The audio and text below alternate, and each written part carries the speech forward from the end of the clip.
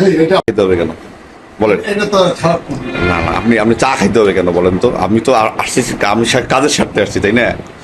আপনি বলেন তো, আপনি তো এখানে কাজ করতেছেন, আমি একটা ভালো কাজের জন্য আসছি, সাংবাদিকদেরকে টাকা দিতে হবে কেন বলেন তো? আসলে কি ব্যাপার একটু বলেন তো, খুলে বলেন। ভাই হিসেবে বলতেছি, সাংবাদিকদের টাকা দিতে হবে কেন? আপনার সাথে কথা বলবো।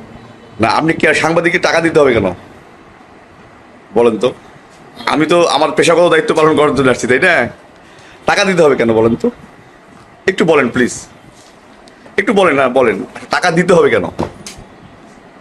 হ্যাঁ, একটু বলেন ভাই, একটু বলেন না, একটু টাকাটা দিতে হবে কেন?